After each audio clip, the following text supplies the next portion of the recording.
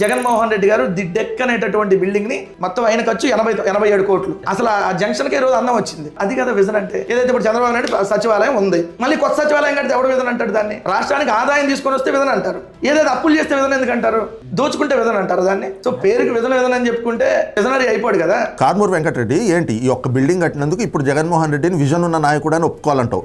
అలా అయితే రుషికొండకి బోడిగుండు కొట్టి 549 కోట్ల ప్రజాధనంతో అక్కడ కట్టిన ఆ ప్యాలెస్లు ఏ విజన్తో కట్టారో అది కూడా చెప్పు. 26 జిల్లాల్లో ప్రైమ్ ఏరియాల్లో కోట్ల విలువ చేసే భూముల్ని 2 ఎకరాలు ఏడాదికి 1000 రూపాయల లీజ్ కింద 33 ఏళ్ల పాటు అధికారంలో ఉన్నప్పుడు రాసిచ్చేసుకుని అక్కడ ప్యాలెస్లు కట్టుకున్నారు కదా.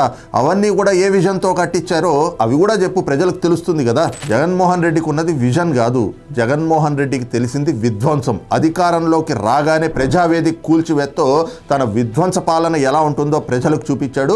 ఆ తర్వాత అమరావతితో కొనసాగించాడు. 5 ఏళ్ల పాటు అధికారంలో ఉండి ఆంధ్ర రాష్ట్రంలో విధ్వంసాన్ని సృష్టించాడు. అది రాష్ట్ర ప్రజలందరూ చూశారు కాబట్టి మొన్నటి ఎన్నికల్లో జగన్మోహన్ రెడ్డిని మీ పార్టీని అధపాతాళానికి తొక్కేశారు. ఇప్పుడు నువ్వు వచ్చి జగన్మోహన్ రెడ్డికి విజన్ ఉంది, విస్తరాకల కట్టుంది అంటే జనాలు దేంతో నవ్వుతున్నారో ఒకసారి చూడెళ్ళి.